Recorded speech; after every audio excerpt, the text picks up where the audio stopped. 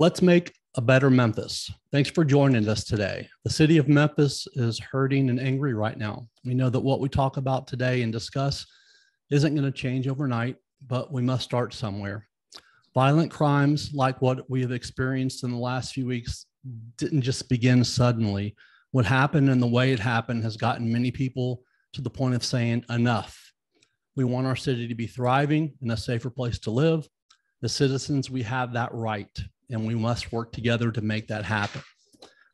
Joining me today are three leaders in our community, but they all have a ton of passion and love for the city. They are all incredibly wonderful people with big hearts, and I'm also privileged to call them all my friends. Sherrie Hopper is the co-host of the Chet and Sherrie Show on Mighty 990 KWAM 990 AM every Saturday morning from 10 to noon. She's also a teacher at First Assembly Christian School, where she's been there for over 15 years now. Thanks for joining us today, Sherrie. Thank you for having me. My pleasure. Amy Speropoulos is the Director of Communications and Development of New Hope Christian Academy in Memphis. She is an award-winning journalist who's covered and delivered the news in Memphis for a long time and has worked at all four major television stations, including ABC 24, WHBQ Fox 13, WRAG, and WMC TV5. Amy, thanks a lot for coming on today. Thank you, sir. I appreciate you. Thank you. Michael Williams is the Chief Administrative Officer for General Sessions Court Clerk Joe Brown. He is a former Memphis police officer and the former longtime head president of the Memphis Police Association. He also served his country for over 20 years in the United States Army. Mike, I appreciate you being here today. It is my pleasure. Thank you. You know, guys, I think we can all agree that we can have safety and we can have justice at the same time. We can be tough when circumstances call for it, and also empathetic and supportive, to achieve our goals as well. We have to remember this is about solving, a deadly, serious problem, not winning an abstract argument. This is about bringing people back together, not pulling them apart. So I'll start off today asking Mike this question. What do you believe is the best way to prevent violent crime? Is it more police officers, educational programs, youth diversion programs, stiffer prison sentences, or all of those, or possibly more? Well, it's definitely going to take all of those, Mike. We can't police our way out of this. I've said that for many, many years. We can't finance our way out of this. It has to be a collective effort of the community as a whole. It has to be an effort from parents, from the citizenry, from the elected officials that we have in place in the city and in the county. It has to be the pastors, community groups. We all have to come together. This is our city. And if, in fact, this crime is going to be curtailed, we can't just throw money at the problem, but we also have to make sure that we have programs in place. Now, I'm going to tell you that trying to catch some of these older criminals that have become, this is their way of life, that's where the stiffer penalties and different things like that come in. But we have to invest in the young people in this city. You don't have a whole lot for young people to do in the city. Right. We had Liberty Land, they closed it down. We had Splash, they closed it down. You got kids that are, community centers. I worked in some of the community centers, Mike, and it was just crazy because you had mold in them. You had roofs that were leaking, and it was just not conducive to young people being in there. And then they cut the staff. So you didn't have anybody in there with organized activities for these young people to participate in. And even with the community centers, one of the times, even when I ran for mayor, I was talking about making the community centers safe havens for children, whereas kids can come there. They don't have to worry about all of the things that are occurring in the streets. They have activities that are organized, as I have progressed through life, don't get me wrong, I've probably become more conservative than anything later in life. However, I do understand that my tax dollars should be directed toward core services, quality core services, not core services. I believe in public-private partnerships and development and all of that, but I think there has to be a parallel. So one of the things that I found just being in the mix and everything that's going on here in the city of Memphis and the county of Shelby is that we got away from that. We got away from investing in our citizens. Yeah, we want to develop the core of the city, but at the same time, you know, when you allow blight to come in, when you allow poverty, you know, we have one of the highest poverty rates in the country. You know, all of that plays a part in the development of the city and the course that the city is going to take. You know, we even told Mayor Strickland and Mayor Warden at the time, there's nothing wrong with building all of these beautiful, wonderful things in the city of Memphis. But what's going to happen is those individuals, they're going to come to where those beautiful, wonderful things are that you built, and they're going to start terrorizing those areas as well. And that's exactly what has happened. When you talk about, you know, people are afraid to go downtown because their cars are being broken into, or they may get robbed. I think we had the Minnesota Timberwolves come into town because they had the playoffs. Part of the team got robbed, Mike, you know, going from the Westin over to Beale Street, you know, because they were targets of opportunity. And now everybody's a target of opportunity. So to make a long story short, it's going to take a concerted effort of all social economic backgrounds, all races, all genders, all political parties, community members, and everything, and the judicial system as well, because I'm glad that they put that truth in sentencing law in place, because it was like a revolving door. You know, I'm okay if you make a mistake. I think people should be able to recover. But if you have chosen this as a way of life, then I think you need to be held accountable, period. I agree. Sherrie, do you have anything you want to add? Oh, I was just, I was there when Mike made that warning years. It's been, what, 8 years now. And sadly, these are things you don't want to be right about. This is not an I told you so kind of time. And I've meeting Mike Williams during that time when he was running for mayor. I learned a lot.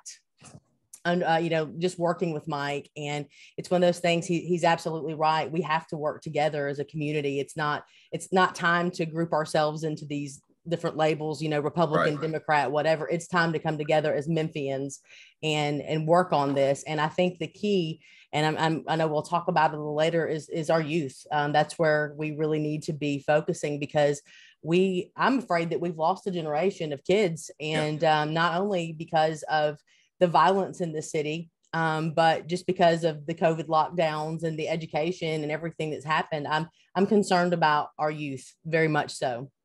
Absolutely. Amy? I couldn't agree more. I believe that COVID really hit, COVID catapulted some of our young people into a deeper hole than perhaps they already were in. I believe that it has, I've always been very passionate about talking about mental health issues. I think we have a real crisis in Memphis and Shelby County, and I think that it has been going on for a while, but I think that we have had some situations that have exacerbated the problem. I too believe that the key is in our children. We have got to invest in our kids. We've got to have real conversations with them. I have always talked very openly with my children about violence and alcohol addiction and things like that, not only because of what I have done as a profession for 30 some odd years, but I want them to realize that the world, there are a lot of bad people out there, and they can be either part of the problem or they can be part of the solution. And, you know, we cannot continue to live in our gated communities. I say this often. You may not have a gate around your community, but are you acting as though there is a gate around your community? Because if you are, in my opinion, you are part of the problem. You know, Amy, you have been, you know, as you mentioned, the media, you know, for many years, and unfortunately, you've had to report on a lot of violence in Memphis over the years. How have both the local and national media influenced our perception of crime? Well, I can tell you this, I do.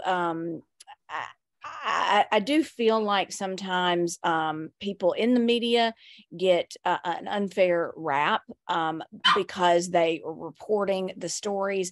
Are they fabricated? I can tell you, in my opinion, the years that I have done news, all I did was stories that I got directly from the police department, the Shelby County Sheriff's Department, and public information officers. So there was never any, the reporters that are out there, for the most part, are reporting what is happening in our city. Now, are they spending more time perhaps on those stories than they should?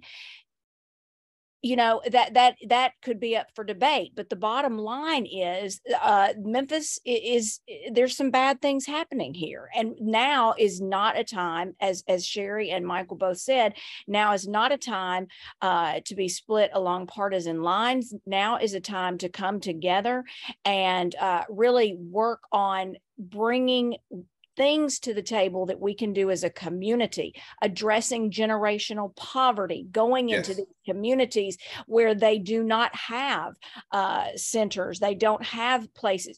That's part of it. A lot of these children that get caught in the cycle, the experience that I have seen from dealing with some of these children is that they don't see another way. They don't see another way. We need to let them know there is another way. Yes. Mike, any comments on that? Well, most definitely. I think that the media reports what they see. The media reports what occurs. I'm saying if this is what is occurring, then this is what's reportable. Now, I will also tell you from being a police officer, they don't report half the stuff that's going on. Right. Because if people really knew what was going on right. on a daily basis, it would create hysteria. Absolutely. Complete. There's so much going on, Mike, that is not reported. They hit the top stories, but they're talking about the individual that came home and found somebody in their house. They're not talking about the individual that was out downtown and something occurred. Yeah, they may get one of the incidences that may have occurred downtown, but on any given night, there are several incidences that may occur downtown, but they only have so many news teams to report so many incidences, so they're hitting the top stories. But when you look at a lot of the violent crime that is occurring in this city, we have become almost, I'm not going to say numb. For a while, we just looked at it as this is just how it is, and you can't blame the news media. You can't blame, people want a place to blame, but just like Amy said, this is not the time for that. Now we have to look for solutions to the problems, and we have to be focused on trying to address those issues, because for so long, I can remember there was a time, Mike, I would tell people, this is happening, this is happening, this is happening. They'd be like, Michael, you're embellishing. All of this is not happening. And I'm saying, yes, it is. I'm seeing this. I'm the police. My wife's the police. My son's the police. My daughter's a dispatcher. So I'm ingrained in all of these things that are happening. And I'm going, whoa, wait. Everybody got upset when the police association put up a billboard that said, danger, do not enter. The Black community got mad at me, Mike. The white community got mad at me, Mike. The Hispanic community got mad at me because they were like, I can't believe you're trying to portray the city of Memphis in a negative light. I said, no, that's not what I'm doing. What I'm telling you is we better do something quick. If we don't do something, this is where we're headed. And a lot of people was like, no. And just like Sherrie said earlier, unfortunately, this has come to fruition. Now everybody's ringing that bell going, oh, we're in a crisis. Oh, we got a problem. But I was telling them back then, if we do not address the issue of all of the crime that is occurring in this city and make that a primary focus, then we're going to lose grip and we're going to lose control of what's happening in the city.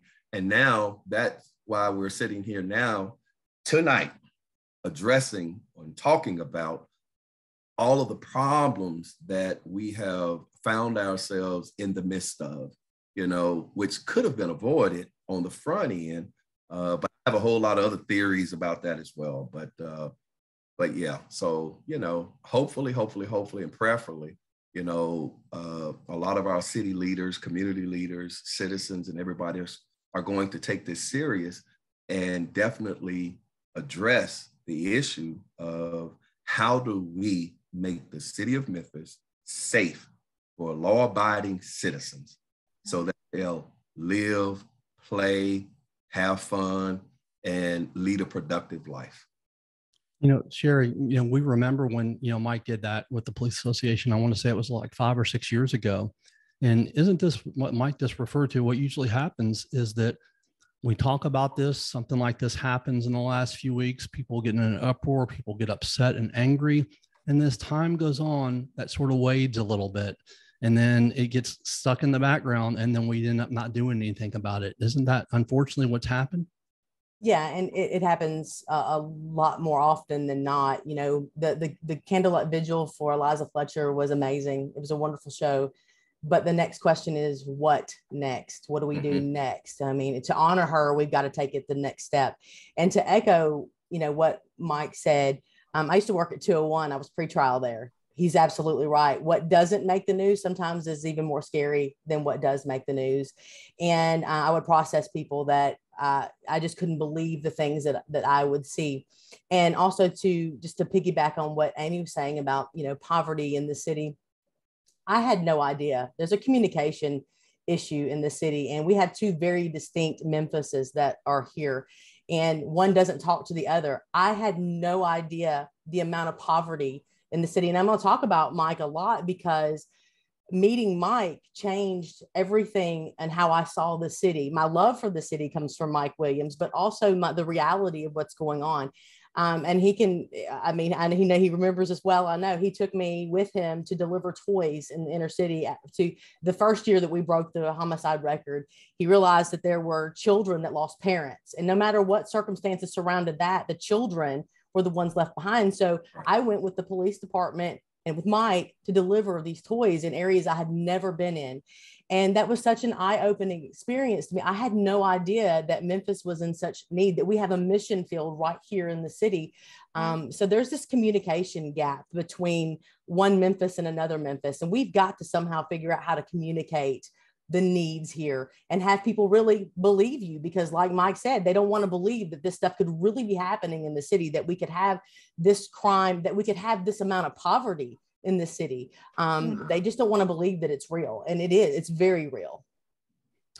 Sherrie, to be effective, law enforcement and agencies, they must constantly adapt to the changing nature of crime and the way criminals behave. In your opinion, what is the biggest issue that's facing law enforcement today?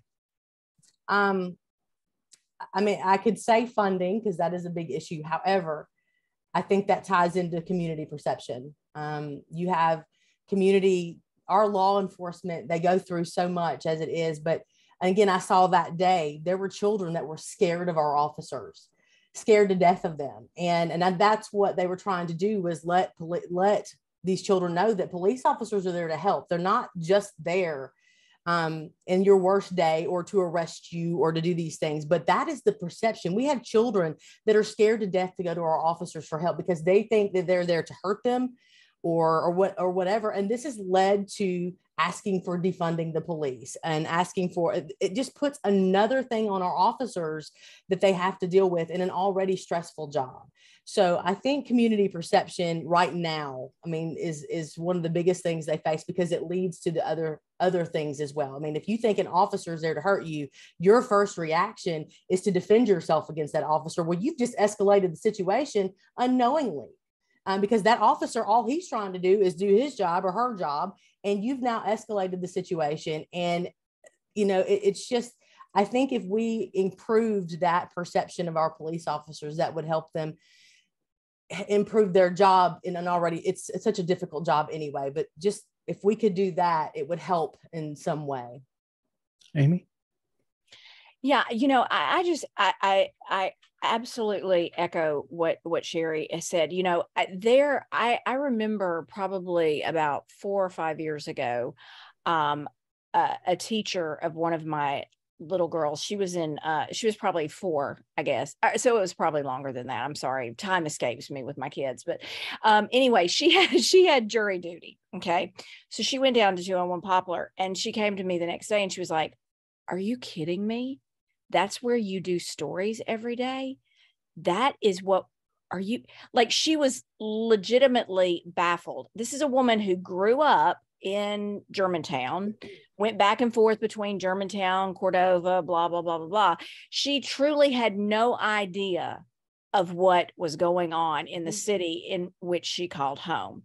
And so we've got to start, now that things are lifting with this pandemic, we've got to start having real conversations with people in our circle, people that, and even those that are not in our circle. Right. I would challenge even those that are not in our circle, people that, you know, don't maybe think like we do or don't look like we do.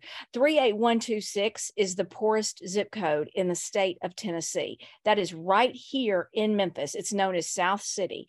The Women's Foundation of Greater Memphis tackled that a few years ago. And there were people that could not believe that we had the poorest zip code right here in Memphis, Tennessee.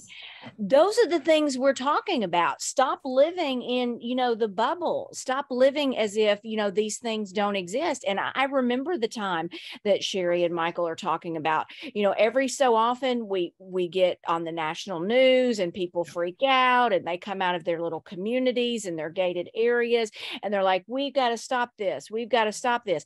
But then the momentum, it's almost as if they're desensitized to it and they go back to their lives and they go back to their little, you know, whatever, and they forget. And you cannot forget. We cannot stop. We've got to start working with these organizations that work specifically with young people. And there are many out there. Yes. There are a lot. Memphis Athletic Ministries, Heal the Hood, Streets. I mean, there are a lot of organizations that are moving into these communities. They're cleaning them up.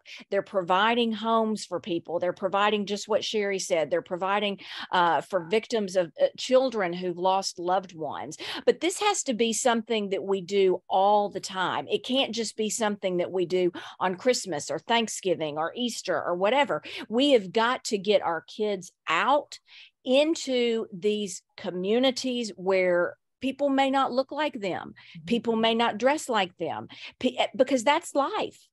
That's life. I mean, it's part of it. And in order to bring about change and to make change, we're going to have that change in our own household. Absolutely. We can't just talk about it and say, oh yeah, we do that. No. You've got to have serious conversations with your kids. Mike? Yeah, you know, I definitely agree. You know, there was a time, you know, Sherrie talked about 2 separate Memphises. I will tell you that I grew up near the projects. It was a different time, of course. And even though we were poor, I didn't know I was poor because the quality of life was good. And we got to get back to, it's not about the designer jeans. It's not about the Jordans. It's not about $400 shirts and all of this other kind of stuff. But at the same token, we have to get our communities and our parents to start parenting. But one of the things is when you have a generation of parents that don't know how to be parents, because of the poverty, because of the crack epidemic, because of the drugs, because of this, because of that.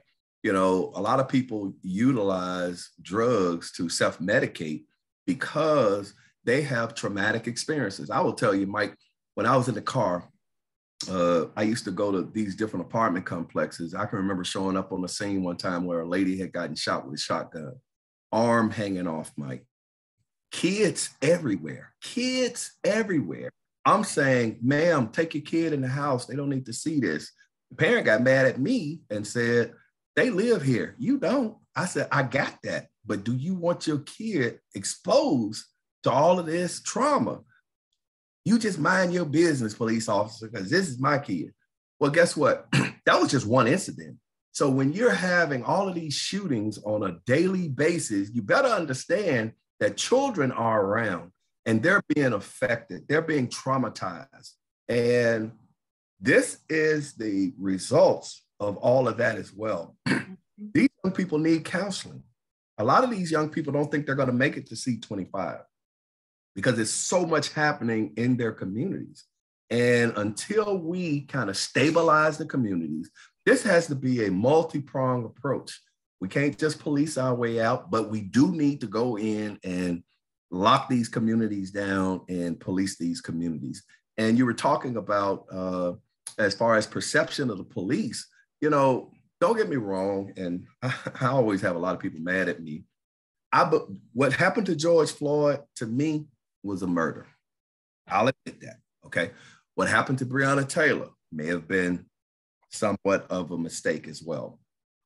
But what I saw was a lot of organizations and people take that and utilize it overall to be able to stifle the police, to be able to muzzle the police, to be able to say, oh, they treat us so wrong. They treat us so wrong. They treat us so wrong.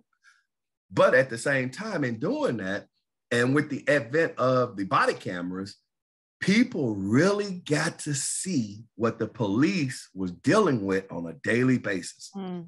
And everybody's not cooperative. So sometimes you're going to have to put your hands on them. Sometimes you're going to have to shoot at them. But I will tell you, in the last 2 years, I don't think the police officers in the city of Memphis has killed anybody.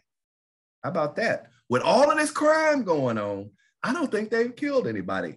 I will definitely tell you within the last year. So they can't beat that drum saying that the police are so bad. You saw the guy at the hotel, he just firing off shots, shooting, pow, pow, pow, pow, pow. It's like I felt like I was in Iraq again. And the guy crawled out of the window, they took him into custody.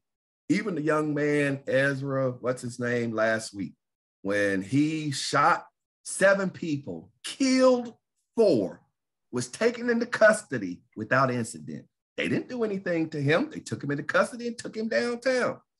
The guy who killed the young lady that was jogging, took him into custody. Nobody killed him, you know? So I don't want to hear no more, well, the police in Memphis are so bad and they just treat us wrong. And then some people under the auspices of they just do all Black people wrong.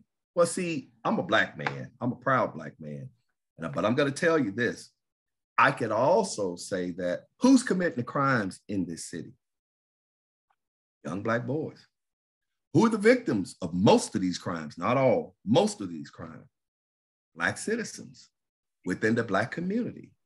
So I'm not trying to hear all of this, well, they just, and excuse me, my friends, white people just trying to do us wrong. No, The people I see robbing, killing, carjacking, stealing, most of them, see, I can say that, y'all couldn't, but I'm gonna say it. Mostly African-American. The victims of most of those crimes, mostly African-Americans. But I kept saying, we, the Black community, have to say that we have a problem and we have to address that problem. And everybody, Michael, why you want to talk about the Black community? No, I'm talking about the community that I live in, period. We have a problem and we need to address these issues. And we got to stop saying that we don't have a problem. It's like being an alcoholic or a drug addict. You can't start to address your addiction until you admit that you have an addiction. Right. So we have to admit that we have a problem, put that on the table, and then move forward with addressing how we correct the problem. And until then, I'm sick of these politicians. That's a whole nother story. I'm sick of them because a lot of them placate to the Black community and they allow things to go on because they want to get elected and they don't want to offend the Black community. But sometimes you got to say, I don't care if you're Black, green, yellow, made of cheese, Hispanic, Indonesian, African, I don't care what your ethnicity is. If you're wrong, you're wrong. And we'll deal with you in that regard, period. You know, and I'm gonna say this, I'm gonna get off because y'all turn me loose. I have always said that, you know, if I was king for a day, I first of all called all the police into the FedEx Forum. And I said, look, let me tell you something. I'm going to turn y'all loose in these streets. But if you disrespect anybody, if you abuse anybody, I'm going to hold you accountable. But then once I did that, my next move would be to get on TV and say, all y'all better get your kids. Kids, because we finna police these streets and we finna make it safe for the citizens. See, somebody has to be bold enough to make a move like that. But see, somebody in this city is bold enough to say, we finna tackle this crime, and if you out here committing crime, we're gonna deal with you. If you're not committing crime, you ain't got nothing to worry about.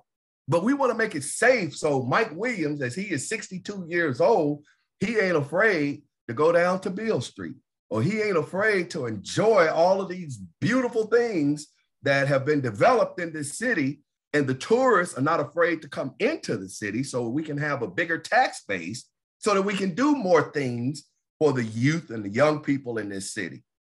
But somebody got to be bold enough, Mike, to take that step to say, this is what's going to happen, and this is my plan, as opposed to, well, we're going to tackle, and all I've been hearing year after year after year after year, we're going to do something. Okay, my question, what's your plan? Well, we're going to do something. Well, what's your plan? Spell it out for me. Make it plain. What's your plan? And then stick to the plan and let's move forward. You know, Mike, what changes have you seen in the nature of crimes being committed, over the last 10 years or so? And what aspects of our culture do you think are feeding these crimes? Well, they're more violent. They're more reoccurring. They're bolder in what they do. They have no respect for their parents. They have no respect for authority. They have no respect. They're not scared of the police. They're not afraid of anybody.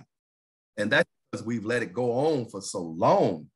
And at some point, and once again, they get mad at me, Mike, because Michael, they're not supposed to be afraid of anybody. Bull crap. I was afraid of my mama. I was afraid of my daddy. Amen. Amen to that. I was afraid of Mr. John down the street, because if he saw me doing something, he was going to snatch me up and then take me home to my mama and my daddy, and daddy was going to get me. And then well, mama, I didn't do it. First thing she going to say is, Mr. John ain't going to lie on you. So I'm going to get you for all that stuff that I didn't see you do, because you did something. You know what I mean? Now that the parent want to defend the child against another adult. So we don't believe in holding children or young people accountable. We don't believe in holding adults accountable. We don't believe in holding anybody accountable. Then you got all these people saying, oh, the justice system is so unfair. That's why we have such weak laws here in the state of Tennessee and in the city of Memphis. And that's why I was so glad about the truth in sentencing. It's like, okay, let's get serious about this. Let's hold these people accountable, because the jails is like a revolving door. They're committing crimes, they're going in, and next thing you know, they're coming out. Guys used to tell me when I was taking them to jail, I'll be on the streets before you. So there's a systemic problem, and it's almost like a ship, Mike. You can't just turn it on a dime. It's going to take time. But we do have to put mechanisms in place that are going to address these issues, and we have to stick to them. Sherrie? Actually, I had a question for Mike, if you don't mind, because you said everything you said 100% true. And, you were saying that these things needed leadership, that someone needs to come out and say these things. Well, I saw you say those things. I see you say those things a lot, and you get attacked. Who can say those things where it will be heard? That's I just kept thinking, who can say it? Who needs to say it? Who needs to do it? Because I saw you. I see you say it all the time. And so I guess that's my question is, okay, if not you, who? Well, the king has to say it. And that's individuals in power, whether it be political power, and I'm going to also tell you that the power brokers in this city that really run this city, because there is an undercurrent in this city. Oh, yeah. Mayor Strickland sitting in the mayor's office, but there are individuals that pull his strings, and he dances to their tune. And I'm not saying that in a bad way to attack Mayor Strickland. I'm just saying money runs everything, whether it's this city, the state, the country, it's about money. So, and believe it or not, Sherrie, when I put those signs up that time, I started getting calls from power brokers in this city. Michael, you're affecting our bottom line. Michael, you're affecting my business. What do I have to do to get those signs down? That was the only time the business community ever really addressed me. And I said, I tell you what, this was when they took the 4.6 from us. Mm-hmm. Give us back the 4.6. I'll take those signs down tomorrow. But see, I had to go to that extreme to get our money back. Mm-hmm. So they said, okay, Michael, okay, you got a deal. I took the signs down. They gave us our 4.6 back. So that let me know who really runs this city. All right. So whoever is the mayor of this city, they have to take a stance. They have to be the leader. They have to work in conjunction with the city council. Mayor Strickland has to work in conjunction with the city council. Mayor Harris has to work in conjunction with the county commission. And they have to be serious about putting money. I just found out today in the county, they sued the pharmaceutical companies. They're about $700 million, right? But they'll tell you we don't have any money. Then they had excess of about $35–40 million, but they kept saying they don't have any money. Then they have about $200 and something million in another pot, but they'll tell you they don't have no money. And I've always said I'm not against economic development, but I am against when it's unfairly distributed and you give money to economic development, but you don't invest in the citizens of this community, because I am a taxpayer. So I should be able to reap the benefits of all, because I pay a lot of taxes, all of the taxes I pay in this city.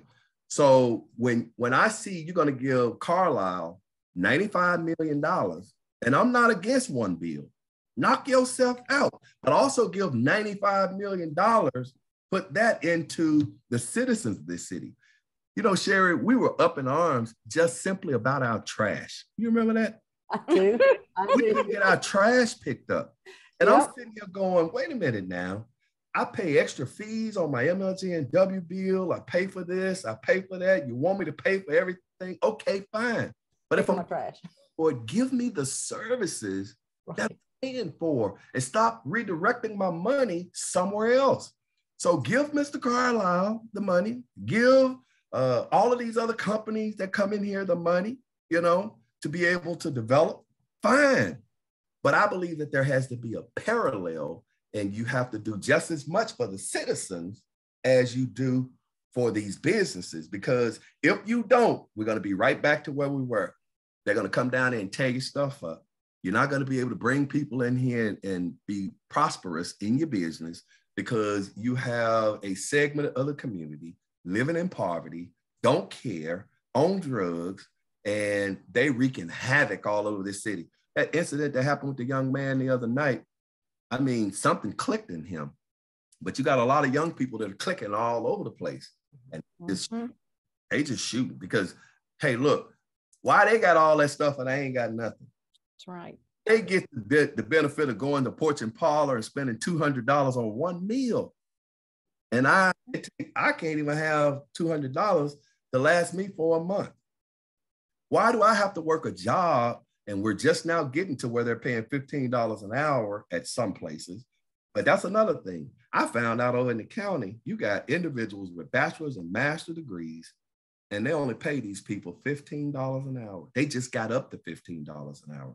Now, that's a segment of the community that's trying to do the right thing, but you won't even allow them to do the right thing, because at $15 an hour, you want them to run the county, and they can't even live. They can't buy a decent apartment, because we all know rent now has went high. Sky high.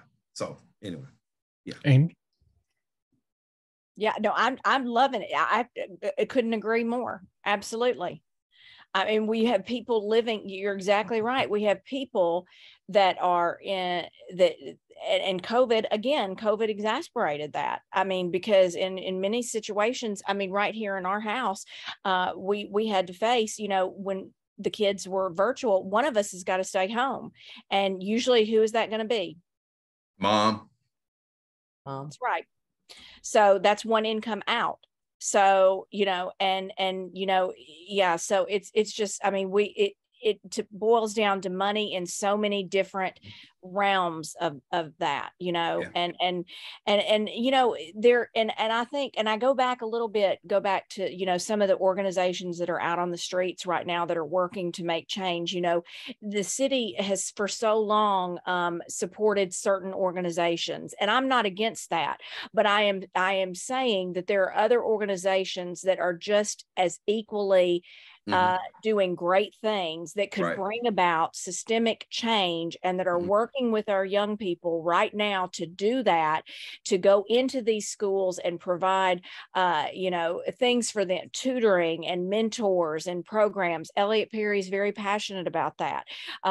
Be a mentor to someone, just once a week is what it takes. I mean, give these kids someone to speak to, give them a friend, someone that they can confide in, someone they can trust, because that to me is where some of this change is really going to start happening. I mean, we've got to get to these young people, and we've got, education, first of all, education. Okay.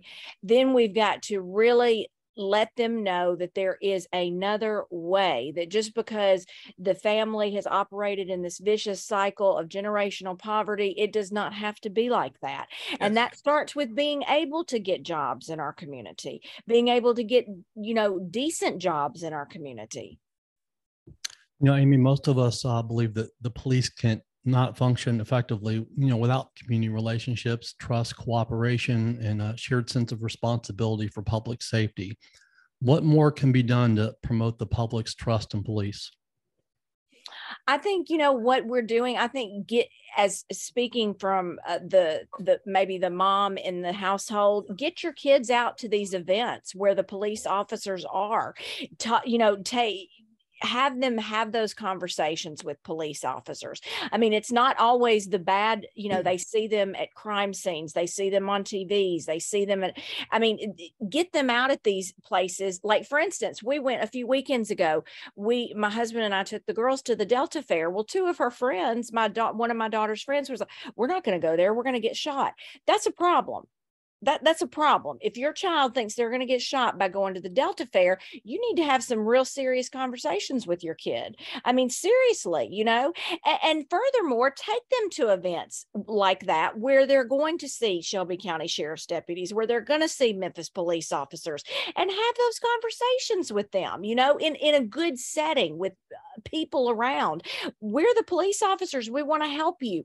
Now I'm doing communications at New Hope Christian Academy. We often have police officers come in to do talks with the kids, to talk to them. This is why what I do is so important, because when they get down on the kids' level like that, and when I say get down on the kids' level, I'm talking, 3 years old, 4 years old. That's when these kids start saying things. That's when they start talking about things. Get on their level with that. Bring the police officers in to have those conversations with them. Mike? Well, there was a time when we did community policing because of the attrition of police officers. They did away with those programs. But you had police officers in the community, and I was fortunate. At the time that I came onto the police department in '99, we had 2,515 police officers. So we had what they call coacs. Their whole sole mission was to work within the community. They had substations in the community, and they didn't really police. They went out to the senior citizens' homes. They went into the schools. They were at the community centers. They went out and just kind of sat on people's porch and had coffee with old people or just citizens in the community. So they developed a relationship with the community. And I was fortunate enough to have worked in Graceland COAC for a while. And then I was in Whitehaven COAC for a while. And what that allowed me to do was to develop relationships with a lot of the citizens out there, so that if their child was having problems, they would call that police officer because they trusted them. And that police officer would come in and deal directly with that family. or if there was something brewing in the community. I don't know if y'all remember, it was a young lady that got killed down there on Lamar in a bank. Somebody went in and robbed the bank. They shot the guard as soon as they went in. But then there was a young lady hiding behind a desk, and they killed the young lady as well. Mm-hmm. And I got so many phone calls because it was kind of in my area. Officer Mike, that guy that y'all looking for, he's in this apartment. He's at this place. Y'all need to go get him. And I'm like, why y'all turning him in? He shot that girl. He didn't have to shoot that girl. He shouldn't have shot her. They didn't care about the guard. But they did care about the girl.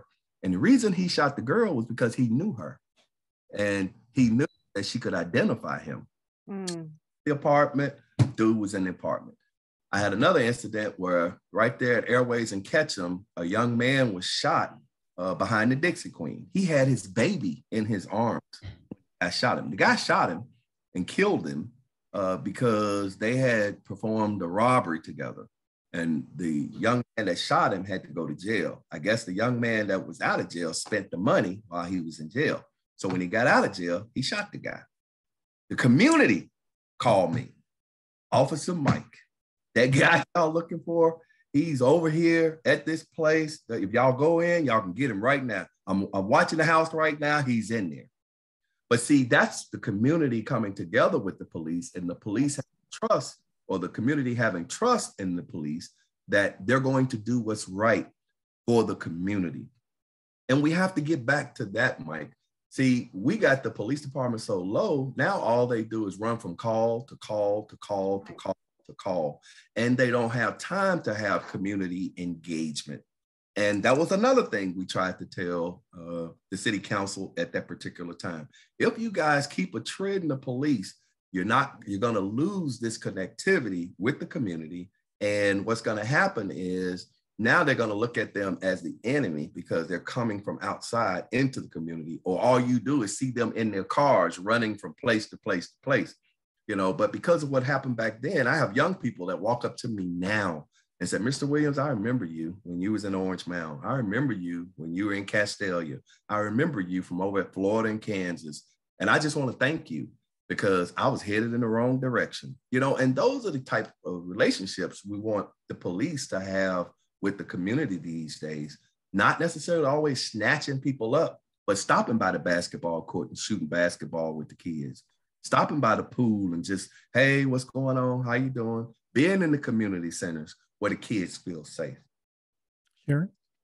That, I just absolutely 100% agree with all of that. And I came in to getting to know the Memphis police and everything, the benefits fight. And that was also around the same time when Officer Bolton was killed. And when we were not as low on officers as we are now then, and you had community members coming in because he had the time not to get in so deep like that, but he got to know the community and where he was at.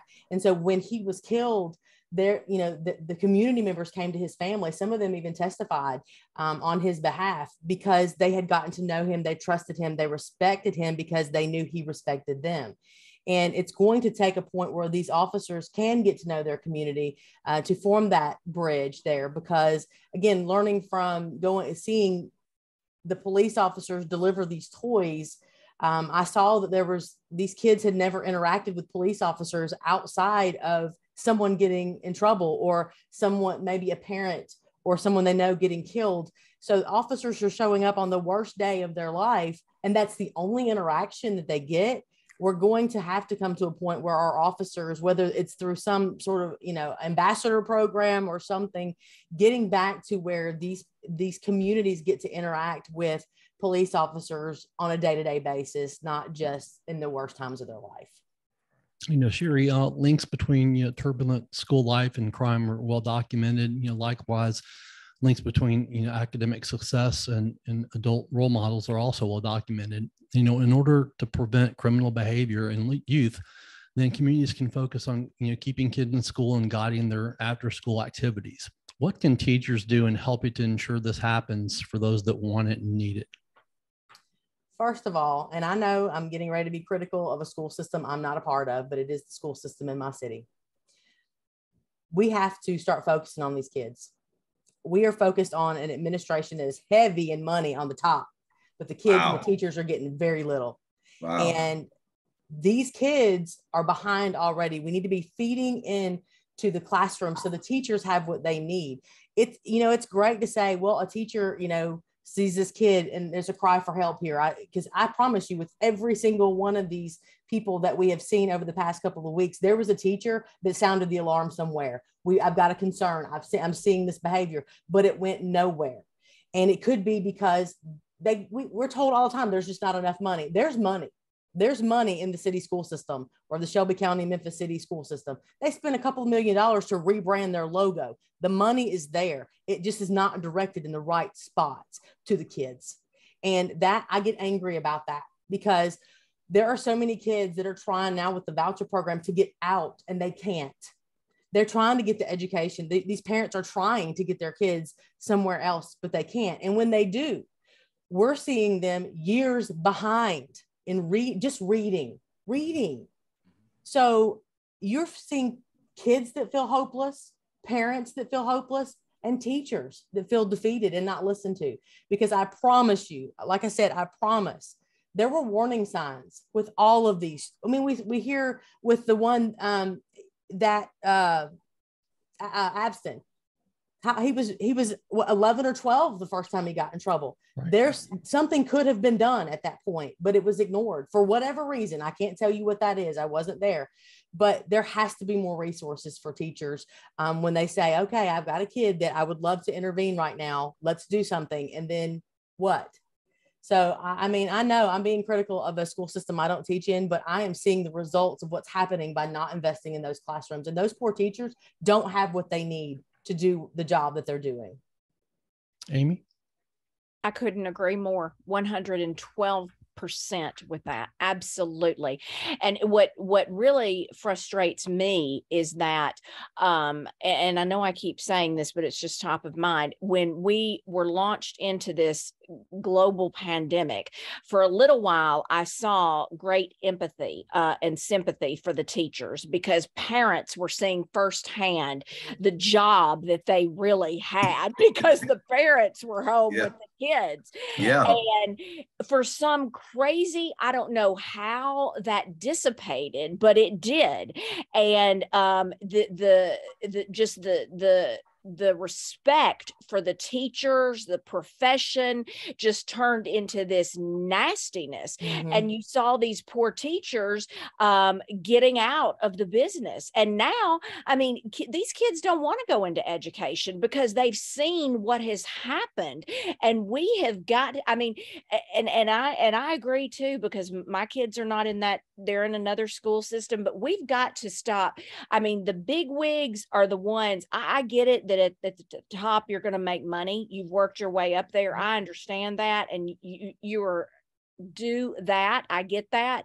But you cannot forget about the ones that are making this happen day in and day out in the classroom. And the bottom line is 99% of these teachers buy their own supplies. When they complain to an administration, that it falls on deaf ears. When they say something is happening with this young man or this young woman in my classroom, I'm telling you something needs to be done. Nothing is done. Mike? Well, the same, you know, and I'm not going to harp on it, but the same thing, you know, it's prioritizing. When you have young people, and like Sherrie said, they spend all of this money rebranding. First of all, we turn it into Shelby County school system. Now we want to rebrand it and turn it into Memphis City. Shelby County. Memphis, Shelby County, or whatever the name is now. You want to turn it into that, but you spend all of this money on that. Whereas, just like Amy said, you got teachers that are struggling for supplies. You got kids that are living in poverty and they can't afford to come to school with supplies, or they can't afford to have a decent lunchbox or what have you, you know? And when I look at the school budget, I know it was $1.6 billion. Now I think it's over $2 billion just for the Memphis City school system, or Memphis Shelby County school system. Over $2 billion. Michael, that's a lot of money. That is a lot of money. And they know with each kids, you get city dollars, you get state dollars, you get federal dollars. Oh, I'm sorry. And you get county dollars. So our kids are worth so much money. They're worth so much money. But when you have, and I'm not trying to harp on Dr. Joyce Ray, but you have incidents like that happening. And what pissed me off was the fact that they gave a law firm, I ain't gonna call the name, they gave a law firm $19,000 to actually do an investigation. So then they work a deal to whereas we give this guy who has been accused of all of these improprieties, that's over all of our children, we let him go. We give him an out. What does that tell the children? We spent $19,000 on investigation. We never get to find out what the results of the investigation were because we already know what they're going to be. Right. It's also in the divorce decree or divorce petition. And we know what's going to happen. So we got to pay this guy $480,000. Hold on. But then he also has the ability to have a year contract to whereas he can make another $270,000. You're talking about, we let this guy go. He was proven, well, we can't say proven because they didn't show us the results of the investigation, but we all know. So he gets to walk away with almost $800,000. So we reward that example that we're putting down instead of somebody putting their foot down saying, you know what? We gave you an opportunity to make $270,000 a year. We gave you stewardship of our children. We are not going to tolerate individuals that are going to be bad examples, individuals that are going to utilize the system for their own personal gain, because that's what it was. We're putting people in positions because of favors and different things like that. Come on. And you got everybody in the city of Memphis watching that. Everybody in the county of Shelby watching that. But ain't no county commissioner, ain't no city councilman, ain't no mayor stood up to say, this is wrong. This is wrong. We're going to allow this to happen. But see, we don't know what Joyce Ray knows that has occurred in these back rooms. Right. So we're going to let him slide. This is probably a question just for Mike, since he was, police officer. The MPD uses a variety of tools to fight crime, including a proactive, predictive policing initiative called Operation Blue Crush. With Blue Crush, the MPD uses data about past crimes to identify potential and emerging hotspots so that it can deploy officers more effectively in the field. How do you feel this has been working in Memphis? And is there anything else that you feel Blue Crush could be doing? Blue Crush is just a name, Mike. I don't mean no harm and no disrespect. But data-driven policing was done way before it came to Memphis. It was taken from other places. They implemented it and they put the name Blue Crush on it. My thing is this: we have to handcuff the police. Because of everything that has happened, and we have to support our police officers. We have to hold the police accountable. I have never been for anybody, any police officer treating anybody disrespectfully or wrong, because it could be my kid, it could be my nephew, my niece, my sister, or somebody out there. So I don't condone that. But at the same time, we have to unbridle the police, because what has happened, Mike, because of everything that has occurred, you have a lot of police officers out there now that just say hands off. I don't want to be the next news story. I don't want every time, like I said earlier, sometimes you got to put your hands on some folk. You got to put your hands on them. You know what I mean? But the police has to be held accountable to know once you have them into custody, you got to stop. But see, it's also because everybody kept saying, we want to see the video. We want to see the video. I kept saying, no, you don't. No, you don't. Not that I want to hide anything, but you ain't ready. You are not ready to see the things that occur on a daily basis, because when the police have to get aggressive, you have to get aggressive. And that's just the bottom line, because either I'm going to take you into custody or I'm going to put my life on the line to be hurt. So I'm trying to end this as soon as possible. So I may have to snatch you up, period. But is the public ready to see that? They are, but they're not really. You know what I mean? Because it's like, oh, he talks so harsh to him. Sometimes you gotta cuss. Somebody cussing you, you gotta cuss. Sometimes somebody swing at you, you gotta swing back. Sometimes when people shoot at you, you gotta shoot back at them. That's the reality of life, and that's how you maintain order and control. Now, I'm not saying slap somebody that ain't slapped you. I'm not saying sit there and knee somebody that's on the ground that's handcuffed. That's not what I'm talking about. But I am talking about, I will tell you, when Mike Williams was out there, I'm gonna tell you once. And if you don't comply after I tell you once, we're gonna go ahead on and end this quickly. Because see, the other problem is now, Mike, I look at a lot of these young police officers, they let things just go and go and go, and they build and build and build, and people out there videoing, so they're afraid to do something. But see, my thing is end it, articulate it, move on. Bottom line, you know what I mean? So Blue Crush was a label put on it. I think Director Godwin actually trademarked that. And you know, I'm gonna tell you this. One thing about Director Godwin, he didn't play. He backed his officers and he gonna make it happen. You know what I mean? And I think after him, a lot of the directors or individuals kind of started softening up. And maybe because they were receiving a lot of pressure from the community. And I know, just from my perspective in dealing with some of those directors, the mayor also gives them their guidance. And if they don't want to offend a certain segment of the community, then they have to kind of pull back a little bit. You know what I mean? And we should have never pulled back. We should have kept the pedal to the metal, and we should have maintained a tight hold on the city of Memphis when we saw it getting out of control, because now it has gotten to the point to where Blue Crush ain't gonna help. Because, and one other thing, and I'm gonna let you go.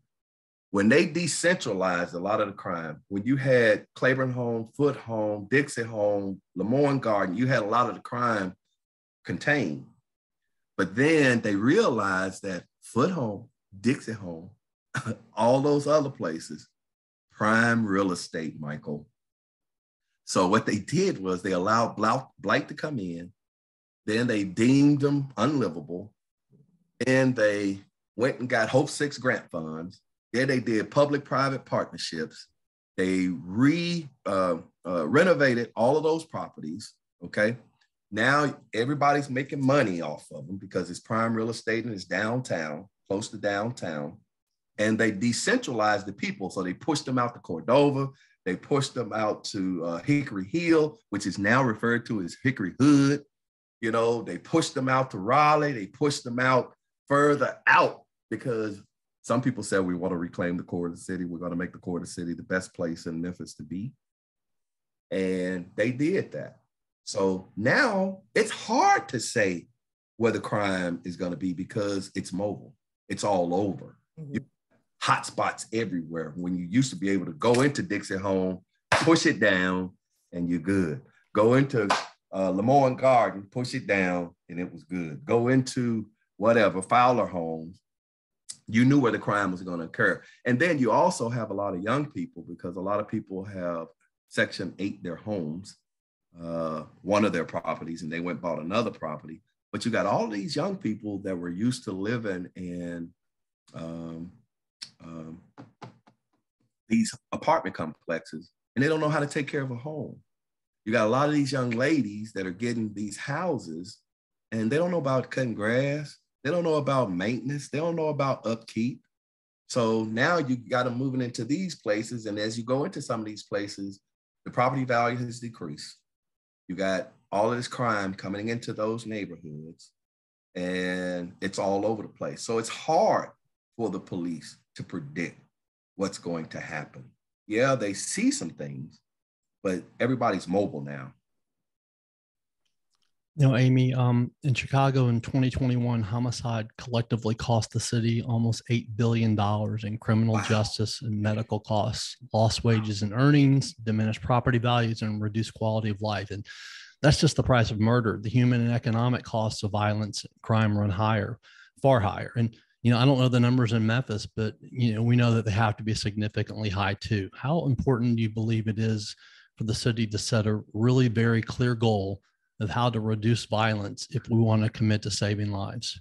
You have to, absolutely. You've got to set, you've got to set some goals, and you've got to, the numbers, just like what we were saying earlier, when we were all talking about, the numbers that are out there. I mean, you have to have tough conversations. Our church just held a panel discussion this past weekend and invited people from the community, from all walks of life, to talk about what had happened in our street, on our streets, in our communities over the past really month, which has escalated to another record high in violence in the city of Memphis and the county of Shelby. So you have to, you really and truly have to have those conversations, but continue the momentum on those conversations. I mean, I know I keep saying that, but it obviously is not sticking, because I too remember, I've heard Mike talk many times, and I've sat and heard Sherrie talk, and it's like the same people keep saying the same things. Well, you're going to have the movers and shakers say those things, and you're going to have to really, they're going to have to buckle down and say, this is it. We mean business. And I don't know what's going to happen for them to do that. I mean, I hate to think that it can possibly get any worse to move our city in a different direction, but something's got to happen. So unfortunately, I don't have a concrete answer for that, because I don't think, I don't think that, well, I know this, what we're doing now, it is not working. It is absolutely, unequivocally not working. So we got to do something else. And we're past the point of it needs to be done yesterday. That's what I know. Mike? She is definitely right. I get tired of talking. I really and truly do. I get tired of talking. I think I've talked till I've turned blue in the face. I try to affect that which I can. I try to do right. I try to love people regardless of who they are and where they come from. And it's almost like sometimes I feel that the citizens in the city of Memphis don't want to deal with individuals that are real. They don't want to look in the mirror to see themselves or see the city of Memphis how it really is. It's almost like they're living in a fantasy world, But I will tell you that one of the things we also said a long time ago, it's going to eventually come and rest at your doorstep. And that's what's happening. Whether you live in a gated community, they find a way in. Whether you live in an affluent community, they find a way in. So it's not just relegated to the inner city anymore. Crime has gotten so bad out here in Cordova, crime, you're starting to hear about things in Germantown. You're starting to hear about things in Collierville that you never heard about. You're starting to hear, everybody used to be afraid to go to Bartlett, you know what I mean? Because they knew Bartlett was going to clamp down on you. When you, it's so funny, you used to be driving, and when you knew you were in Bartlett, the brake lights came on. You know what I'm saying? But guess what? Bartlett is starting to have problems now because it's just spread all over the place. And like Amy said, until the shakers and movers start having these serious conversations, not Mike Williams, boom, boom, boom, boom, boom, boom, not Sherrie Harper, boom, boom, boom, boom, not Amy Speropoulos, boom, boom, boom, boom, boom, not even Mike Zellner, It's got to be those individuals that have the ability to affect change, to seriously affect change, And I thought that, what was the guy's name, Sherrie, that was over the chamber?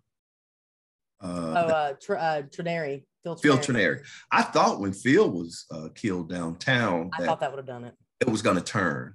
But with that, it did not turn, And then we had the gentleman who was killed right there. He was another shaker and mover right there at East Parkway and Poplar at that church. He was coming out of the church, and it was a meeting that they were having at the church. And he was coming out of the church, and he was killed at the church. And I said, this is going to do it, by George, because now it's starting to affect the affluent community. But guess what? It moved right on. But I'm going to tell you this, crime is money. People make money off of crime. Yeah.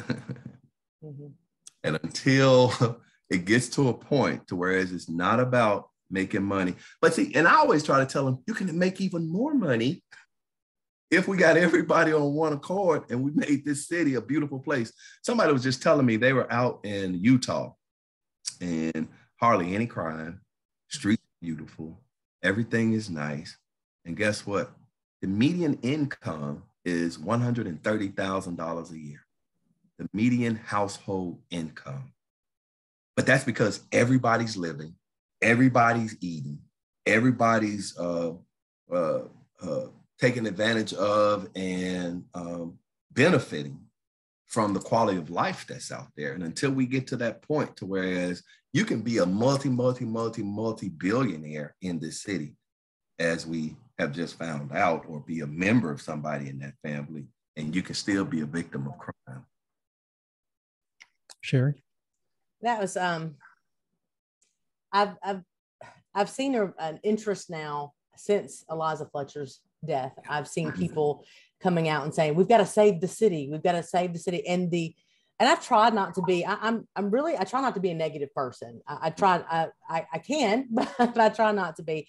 And I'm like, welcome to the party. We've been doing this for over 8 years now. And we've been screaming from the rooftops, there are permits at City Hall where we've been in front of it. I don't know how many YouTube videos you can find with all of us giving speeches at City Hall. And it's frustrating because I'm getting lectured. I had someone actually say, well, you need to email Mayor Strickland. I was like, you need to email Mayor Strickland. He knows my name.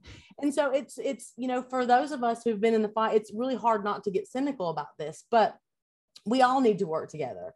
And I am happy that there are people paying attention, but like Amy said, it's, I've had a panel discussion with Amy at church about poverty and all this. And okay, what do you do next?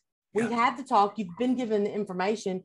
What's next? And we do need the citizens of Memphis to step up and go to city council meetings but not stop the momentum. It needs to be all of us, because then maybe we can convince the movers and shakers of Memphis. But my question to them is, what are you going to benefit dumping all of this money into the city when no one wants to come visit because they're scared, because we keep making national news? Bam, bam, bam. In 1 week, we've made national news 3 times. Yeah. How are you going to justify making an investment in Memphis if that's the path that we're on? That's all I have to ask. Sherrie, when, violent murders happen, like you talked about what's happened here over the last few weeks, talking about a lot of blame starts to get thrown around, things start to come out like what we've seen, these 2 individuals that committed these, horrendous murders, where it seems very clearly that both of them should never have been out of jail. Unfortunately, things like this end up happening a lot. It just makes the public even more angry and upset about it. And, responsibility in the situation obviously lies in the person who committed the crime, but it obviously goes further than that, doesn't it? Oh, absolutely. Obviously, we're never going to take blame from the person that actually committed the crime. They committed the crime. But there, like I mentioned earlier, there was a point in time when that person cried out for help, and there was a behavior that was noticed by somebody. It could have been a teacher. It could have been a church leader. It could have been a neighbor who brought it to someone's attention, whether it was a parent or a guardian or somebody, and nothing happened. So we have to start working with parents, not just holding them accountable, because I've heard people say that too. We got to hold these parents accountable. And yes, that's true. But what Mike said was also true. Some of them don't know how to be parents. So what do we do with those parents? Because I've spoken to parents that when I call them with a problem in the classroom, They have no idea how to address it. So what do we do with those? So we have to have a bigger conversation about when we come across a parent who is struggling, what do we do? Because we can't just hold them accountable without giving them the tools to do what they need to do first. So that's a conversation that we need to be having in this community, in the school system. What do we do? Amy?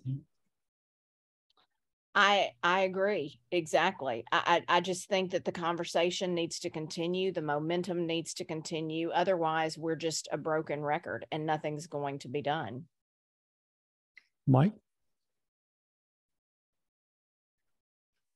One of the things I'm finding out is this younger generation is a lot different from us. We're cut from a different mold. Yes. That's just the way that it is. We went outside, we played, we got scuffed up, we rolled down the hill in tires, we slid down the hill on cardboard boxes. We made our own skateboards out of the skates that we had. This generation is a lot different. They don't have conflict resolution skills, sensitive. They try to be hard, but they're more sensitive, really. Because they don't know how to deal with rejection. They don't know how to deal with the letdown or, a lot of the things that are happening in life. Whereas we were raised to be problem solvers. We were raised to be individuals that confronted issues head on and dealt with them. We were also raised to be individuals that assume responsibility for our actions. And this generation is not like that, Mike. To me, this is just Mike Williams' opinion, they're a lot softer. But I will also say that this generation has been through a lot. Yes, they have. When it comes to violent crimes, when it comes to, we try to shield them and keep them in the house. We would go out in the neighborhood and run around the neighborhood until it got dark. We'd be on the next street over or down the street or wherever, somewhere in the neighborhood. And a lot of individuals now, I know especially with my daughter, I don't let her out of my sight. Right. She's not out of my wife's sight at all.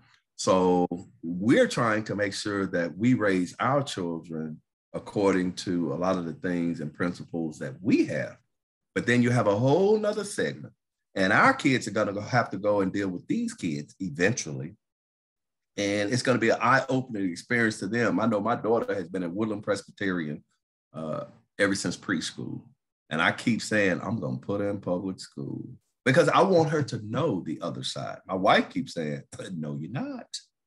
No, you're not. I'm going to agree with your wife there. Yeah, but I want her to know the other side. You know what I mean? Yeah. And not just know that this is privilege. You know the underprivileged and to see why you need to be grateful for what you have. And then not only that, looking at this, maybe you or the next generation could come up with solutions that we couldn't come up with because maybe you understand them more. And you can kind of try to fix this as opposed to continuing in the same direction that we're going in and we're leaving. And I heard what Terry said earlier, I say we have a lost generation. No, I say we have a left generation, not a lost generation, because we know where they are. But some kind of way we left them and we did it intentionally. A lot of us. So, and if we did that, and they don't have the coping mechanisms, the problem solving. Imagine when this generation has children. I mean, that's what I'm saying. We've got to intervene here and help partner with them and help them, because you're right. Raising children is nothing but conflict. You need conflict resolution, and if they don't know how to parent, man, we've got to do something. Mm-hmm. Mike, Cleotha Apson was supposed to be in jail for the full 24 years, but he got out early. And there was also an 11th month delay in DNA testing in a rape he was suspected, prior to Eliza Fletcher's murder. And then Ezekiel Kelly was charged with first-degree attempted murder in 2020, which means he shot someone to kill them and they survived. And then the charge was reduced to aggravated assault, and he only got 3 years in jail. And if that wasn't bad enough, he only served 11 months of that short sentence. Why do things like this just continue to happen in our criminal justice system? Well, because like I said, a lot of the laws or the sentencing in the state of Tennessee have been very weak. And once again, that's why I said I'm so glad that they finally did the truth in sentencing law. I think a lot of the plea deals that they make sometimes should not be made, especially when you have somebody that has shot somebody and they only serve 11 months. What kind of message does that send? Right.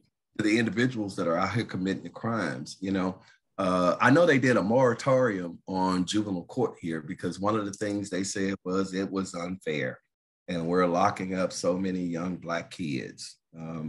And don't get me wrong, I definitely want to make sure that we're fair and partial and we're not, impartial, and we're not just being selective in the individuals that we want to lock up. But once again, I say, when you look at the city of Memphis, the composition of the city of Memphis, it's 65 to 70% African-American. So you're going to have a lot of young people that are African-American that are going to be incarcerated. They say, well, a lot of the affluent people, their children they send a lawyer down there with them and they get out, or they can pay the bond and they get out. And there is some truth in that, you know, and I think we need to put together a system because they put a moratorium on juvenile court. And Michael, it was so hard to lock up young people or to get young people in a situation. They closed down what they call tall trees. They closed down all of the youth facilities. So there was nowhere really to send them. So they started sending them out of the city of Memphis. Then it was hard for parents to be able to get to them. You know, I mean, just craziness. And this is where it goes back to, we have to invest in ourselves in that. We need our own forensic center here in the city of Memphis. You can test ballistics. You can test fingerprints. You can test rape kits. You can test all of those things that we're talking about, and we don't have to send it off somewhere else to be tested. That's one thing. And they had talked about that a while back, but it never came to light or to fruition. But we need to invest in stuff like that. We need to definitely invest in trying to put mechanisms in place to whereas we have counselors for a lot of these young people because they suffer. They suffer from trauma, post-traumatic stress disorder. Because in some of these communities, it's like living in a combat zone. When you go to these houses and you got 100 shell casings in the street, you got 75 shell casings. Everybody had to duck down on the floor. Everybody had, you know, and you're doing this on a constant basis. Can you imagine as a child? I could imagine that as a child, because that's going to affect them deep into their lives. And especially if it has never been addressed, you know, it's almost like a lot of young ladies that are molested, you know, and nobody knows that they're molested. And it may not materialize right then and right there, but then they start doing things and they start acting out. And unless they have some type of counseling, it's never going to be revealed that these are the reasons why. And I found out that a lot, especially back in the day, a lot of young girls were molested, but they kept it within the family. They wouldn't tell nobody until things started happening. And then it was revealed that, oh, you know, so-and-so, and such and such and such and such happened. And I'm like, what?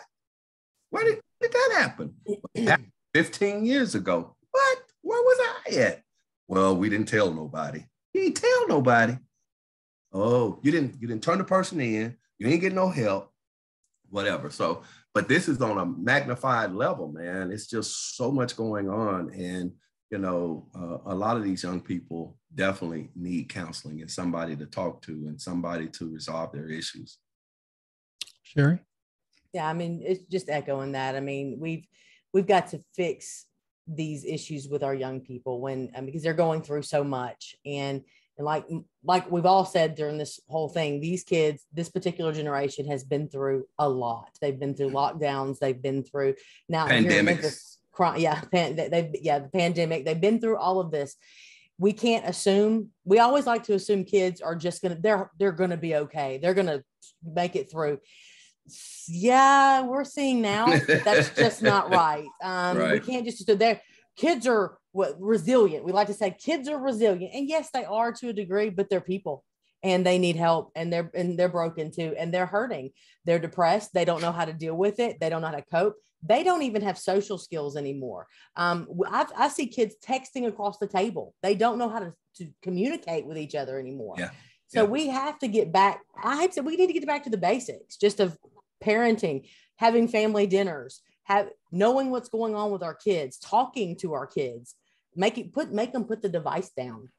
So, I mean, I know that sounds simple, but I mean, we've got to be paying attention to our kids, because that's where the solution is. We've got adults that, I hate to say they're too far gone, but we've got some that I don't know what to do. I mean, with Abstin and that, there's no going back from that. But we've got kids that we have time to save. Yeah. Amy? I call it the trophy syndrome. And this is I get on my soapbox about this, but I don't know what happened to parties when we had birthday parties. Everybody didn't get a prize when they left. Nowadays, everybody gets a freaking prize. And you know what? Everybody doesn't get a prize in life. In life, people get fired from jobs. In life, people don't get promotions. In life, sometimes you're not always the winner. Sometimes, in fact, you may lose that soccer game. And you got to have these conversations with the kids, because you are seeing just exactly what Mike and Sherrie have said. You are seeing this whole new generation that does not know how to solve problems. Because when we were growing up, all of us that are on this call, it was like, pull up your big girl panties, pull up your big boy panties. Let's do it. Let's do this. Let's tackle that. They don't know how to do it. They hadn't been given the skills. So we've got to have those conversations with our kids, and they've got to get off the devices. I mean, I'm guilty of it. When mine were little and they were crying, I'd throw them the phone and they'd watch, Elmo. I mean, but you know what? We can't do that anymore. Yeah. Can't. Amy, city leaders, must remember that, gun violence concentrates among, usually small sets of key people. Mike has talked about it's actually not just small places anymore. It's expanded a lot. More groups are involved with it, and we must focus. The city leaders must focus their engagement on them, and it should begin with a rigorous problem analysis using police and hospital data to map out the locations and social networks where violence clusters. And the cities must hold themselves fully accountable using rigorous research and reliable data. Do you think our leaders are finally ready to attack this major problem? No. You know what? Obviously, no, I don't think we'd be having this conversation. Right. And that's the simple answer right there. No. Mike? I am definitely in agreement with that, because, that once again, that means you got to put yourself out there. You got to take away the politicalness. This is not about politics. This is not about party lines. This is about saving lives. This is about saving our city. When you are a parent, I have to make decisions in my household that are not going to be popular, because my job as the head of my house is to have a plan to lead my family into the future and to try to ensure stability. Try to set them up so that they will be able to springboard off of what I have. And my hopes, my dreams, my desires are for them to do better in life than I've done. So in order to do that, sometimes I have to make sacrifices. Sometimes I have to be the bad guy, Sometimes I have to hold them accountable. Sometimes I have to make decisions that are not popular, but I'm not here to be popular. I'm here to be dad. I'm here to be the man that the Bible has told me to be, and that is the head of my house, and to have a vision for my family, So until we have individuals that are in charge of this city, and I'm not trying to just put it on the government, we do have to have individuals within the government that have the wherewithal and the ability to be those strong leaders to say, I don't care if you're Black, I don't care if you're white. I don't care if you're poor. I don't care if you're affluent. I don't care if you're from here or you're not from here. But see, if you're going to be here, you have to be a part of making Memphis the best city that it can. We used to get City Beautiful. We used to get this. We used to get all of these accolades because of Memphis. And Memphis has so much to offer. And it has so many resources, Mike. And it has enough to go around for everybody. But we have to get to a point to whereas if you want to be a part of this, hey, I welcome you. But guess what? You got to roll up your sleeves. You got to work hard. You got to invest. You got to show that you have a will to make this city better, because we're going to make it better. You're going to either stay here with us while we make it better, or we're going to run you off. One of the two. No ifs, ands, or buts about it.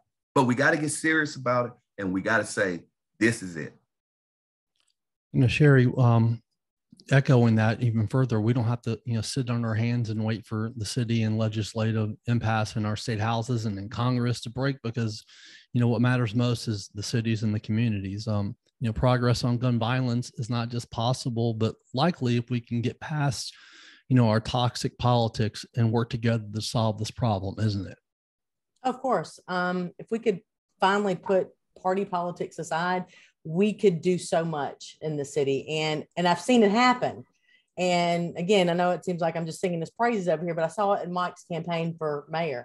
He was able to bring people together on both sides, all sides of the aisle. He had Republicans, Democrats, Independents, all campaigning for him. And the reason is because his love for the city was there. And he had not just a love for the city, but he had ideas. He came forward and said, okay, this is how I want to fix this. This is how I want to fix, not just you should vote for me because I've been here the whole time. No, he said, I want to fix Memphis Animal Shelter this way.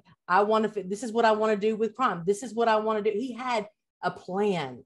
And he was able to bring people together because we want someone with solutions, not only someone who loves the city enough to offer a blueprint for a solution to the problems that we have. And he did that. He worked that out. And so he was able to bring people together. So yes, it can be done. I've seen it done recently. Amy? You're on mute, Amy. Sorry. I'm so sorry. That's okay. I totally agree. I absolutely couldn't echo what Sherrie said. We've got to have people in place that want to make bold moves. I mean, we've got to.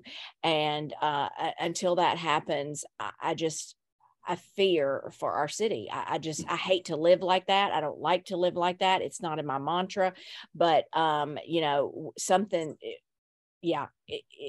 we're just not in a good state, and something's got to be done, and somebody's got to be bold and step out and say, this is what's going to happen. And we're going to do this. You either get on board. And I love what Mike said. At some point, somebody's going to have to say, what's wrong is wrong and what's right is right. That's it. And what is wrong, what has been happening in our city, the killings and the murders and the carjackings and the crime being out, it's wrong. Nobody would argue that. So are we going to make change? Mike? Well, I think I started this, but you did. Yeah. But most definitely, I just think that we have reached a fork in the road, and somebody has to make a decision about which direction we're going to go in, and I don't know if they're ready, Mike, because it means that you're going to have to kind of step away from what people believe. For instance, I've had a lot of African Americans that say, oh, you lean too far over there with the Republicans. I've had Republicans say, nope, but you did that.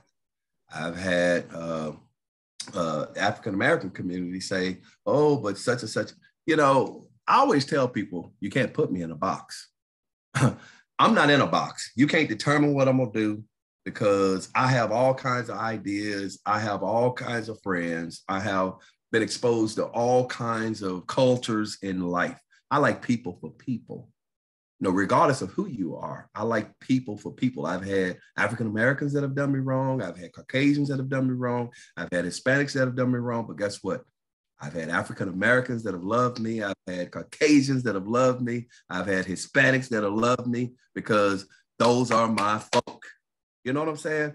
And you have to attack life like that. It's not about Black. It's not about white. It's not about Republican. It's not about Democrat. It's about, let's move together forward. It's a place that we all can live in and exist. I'm a firm believer in, you have the ability to believe what you want to believe, as long as it does not infringe upon anybody else. Right. You have the ability to do the things that you need to do, as long as it does not infringe upon anybody else. And that's the fabric of what this country, I believe, was built on. You have the freedom, we have the freedom to exercise whatever it is that we need to do. Now, like I said, in order to change things, though, we have to have those leaders that are in place that are okay with somebody saying, but Michael, you didn't do such and such and such and such. Well, okay, because it wasn't going to benefit everybody. And we have a plan, and we're sticking to the plan. Well, Michael, this is going to hurt the business community. Well, no, it's not. But at the same token, the business community may not prosper as much as they've been prospering, but that's because we're trying to get everybody in line. But if we stay on this path, you're going to see an increase in your profits. But everybody has to come to the table with something, right, into the pot to make this better. Mike, while, saving lives begins with, curbing violence, it also requires us to address the ugly legacies of segregation and disinvestment that lead to a lot of violence, in the first place. And as we work to, help impoverished communities achieve a measure of safety and stability in the short term, we also must help them thrive with investments in education, employment, health, housing, and transportation over the long run. I believe that also means investing in, summer jobs and neighborhood improvement too. And there's a lot of talk about it, but it doesn't happen at the level that it needs to happen. And we've talked about this some already, but what can we do? What do y'all do to change that and get in there and get the right people in there to help these communities that desperately need it? Well, I think we've talked about that, Mike, throughout this podcast. I've heard that, like Amy said, we need to invest in the young people. I've heard Sherrie said we need to invest in the young people. One of the things that I've always said is, and once again, there has to be a parallel. Nobody has to suffer as far as when it comes to money. I'm a big proponent now. I really watch where my tax dollars go, because they tax the heck out of me. You know what I mean? Because I've been out here working hard all my life and trying to make a decent living. Now I have to pay all of these taxes. Okay, fine. You want to take my money? You're taking my money, because you're going to live and you're going to pay taxes and you're going to die.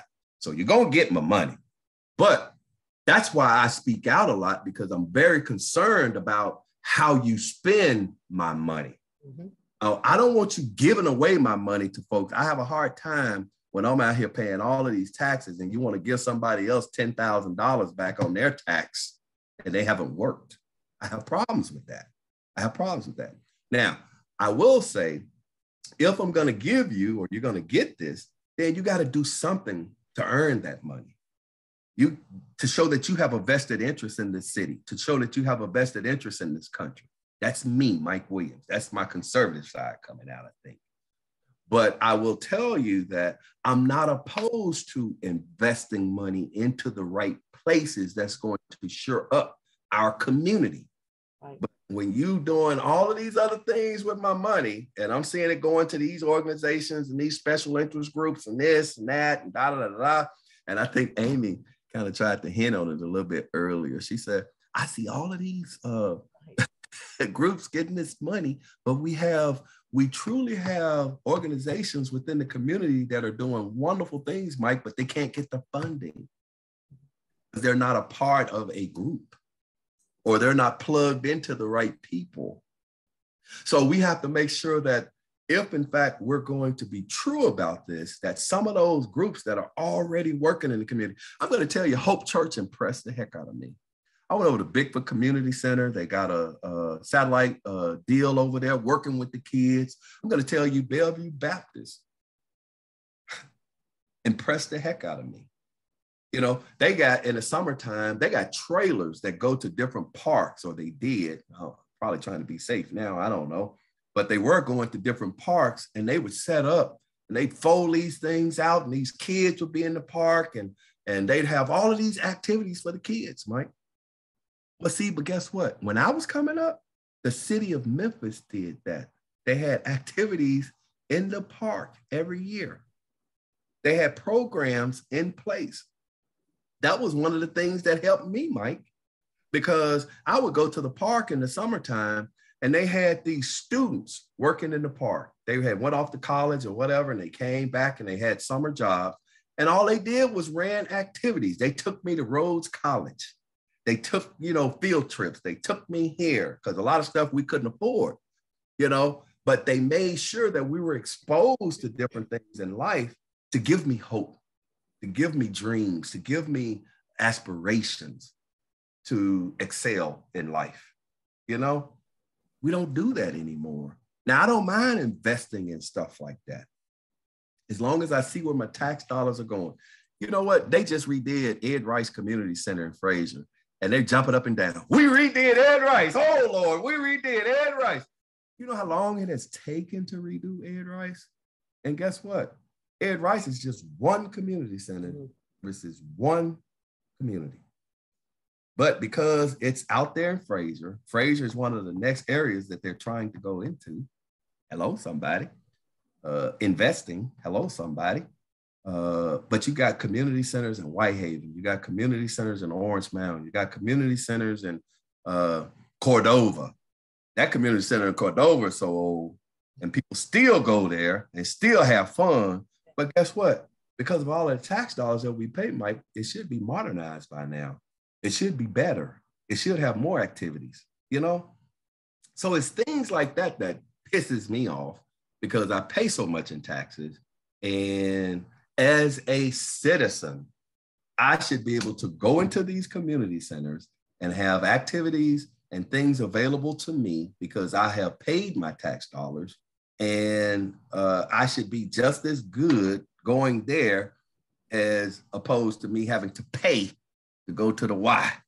And I'm not against the Y. Don't get me wrong, because I'm a member of the Y too. But I got to pay to go to the Y when I already paid tax dollars from a community center. See, it's things like that that upsets me and make me wonder, are you truly, truly concerned about the quality of life of the citizens of Memphis and Shelby County? Something that simple. And then me and Sherrie's garbage. Sherrie? One of the things I learned when we were in this benefit fight was that there are many, many groups in the city. Many, many groups doing the same thing.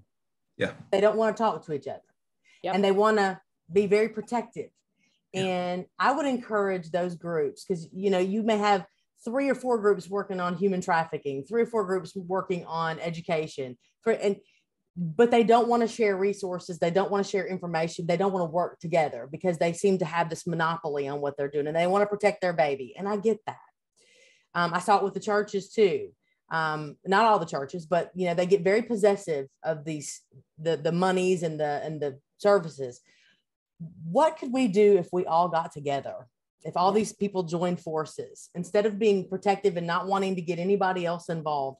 Man, so much could be done. And so I think for this, I would encourage people, if there are others that are trying to achieve the same goal that you are, how about working together and at least communicating? I think that could really be helpful, because that is one of the big things I noticed. You had groups doing different things, and sometimes they would interfere with each other because they were getting territorial, and it was being counterproductive. So if we could work together on some of those issues, that would be amazing. Because I mean, I would love the government to fix their stuff over here, but while we're waiting for that, we have some really well-meaning groups doing the same thing. How about let's work together and communicate on that? That would be my advice on that.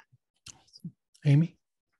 I couldn't agree more. In fact, I just said this to somebody last week. I said, I have noticed that there are so many organizations out there, and it's like I don't know what the thinking is, but whatever they're doing is not working because it's got a little good here, a little good here, a little good here, a little good here.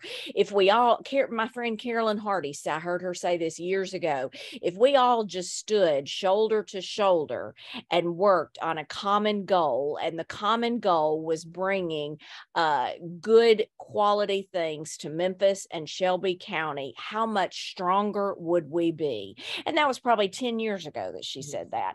And I couldn't agree more. I mean, I've heard people say, well, I don't want to join that organization because we're doing something similar and it'll be a conflict of interest. Really? Right. Come on. What's really the end goal here? What is the end goal? The end goal is to reduce crime. The end goal is to get our kids educated. And the end goal is to make a better city and a better county. I mean, why? That makes no sense. And I don't know what it is. It's almost like the basketball thing and the Memphis time. I don't know. I'm not going to get on that. That's a whole nother thing. But it's just weird to me. I don't get it. So, yeah, work together. Come on now. Amy, many times after horrific murders like, what we encountered here, we forget the mental health and wellness aspect of the impact afterwards on so many people. And you talked about mental health earlier, and, especially the survivors and families, but also the community as well. So many people live in fear and are afraid to go anywhere and do anything and even leave their house now. I've heard that from people just in the last few weeks. How important is it for people to reach out to someone and get help if they're depressed and afraid about what's happened? Reduce the stigma. Let's get rid of the stigma. Okay. Yeah. You know what? I mean, again, it goes back. I don't know if it's a generational thing. I don't know. I just know my experience was, I had postpartum depression after my daughter was born, and my mom was like, don't tell anybody. We don't want to tell anybody. It's like the sitting in church, and wherever they got a divorce. They're separate. I mean, I'm like, come on, you know what? Are you kidding me? No, stop it. Stop it. It's okay. Well, you know what? We talk about it. And you know what? I mean, I get it. My mother did the best she could, and she swept a lot of things under the rug. And my father was an alcoholic. She enabled him to be an alcoholic, and she, contributed to that in her own way. And I don't fault her for that, but we can't do that anymore. We can't, we can't tell our kids, pull up your big girl panties, act like an adult. I mean, they don't know how to do that. And it goes back to reducing the stigma. Talk about it. Let's talk about it, and let's not make people feel like they're shamed, because now more than ever, children are, and social media has a lot to do with it. Bullying is very real. Cyberbullying is very real, and they hide behind these devices. And a lot of violence stems from that. So, stop acting like it's not going to happen to your family, and start acting like, what are we going to do when it does happen? Mike? Well, I used to not be a proponent of counseling, but I came out, very boldly to say that I had to seek counseling, and I did it because I wanted other men and other police officers to understand that it was okay. I jumped into Kuwait with 5th Special Forces Group during Desert Storm. There were live minefields. I went up the Al-Basra Highway, which was called the Highway of Death. There were burning bodies. There was just all kinds of carnage that was going on. And it didn't really affect me then, because even as a police officer, I always dealt with the situation, but after, because you're trained to just react. But then after, I could start seeing signs, and my wife had to point it out to me. She said, did you know you did this? Did you know you're getting to a point to where you don't like crowds? Do you know you don't like this? You don't like that? And I had started to, even though I was always in the public's eye, that was because I had to be. Behind the scenes, it was starting to take its toll on me personally, in my personal life. I never reverted to alcohol or drugs or anything like that, but it was more so emotionally that I became not necessarily a recluse, but at the same time, I didn't want to believe it or not, and a lot of people never knew it. But in my house, people, and in my family, people knew. And I was hiding that. So my wife said, you know what, you need to get some counseling. I'm like, I don't know counseling. I ain't no telling nobody my problems.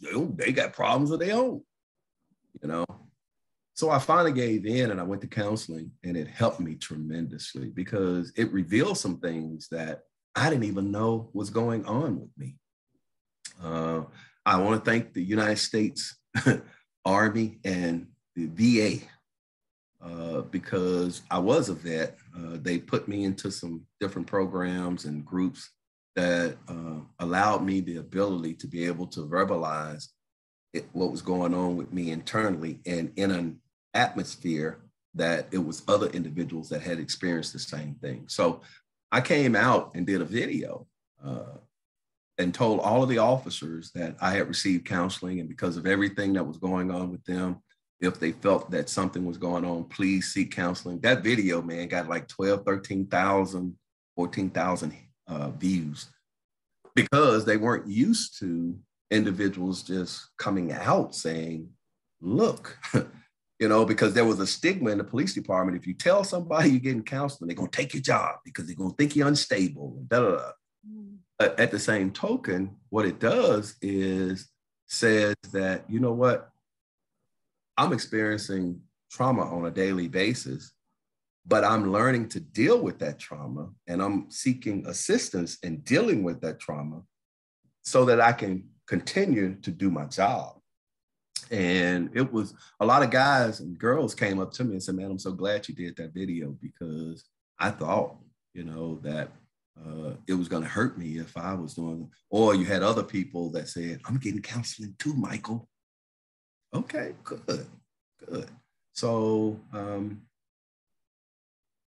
I think that, you know, we are living in a day and time to whereas you just need help. We talked about the pandemic. We talked about social economic problems. And because a lot of people experience social economic problems because of the pandemic, companies shut down. You couldn't go to work.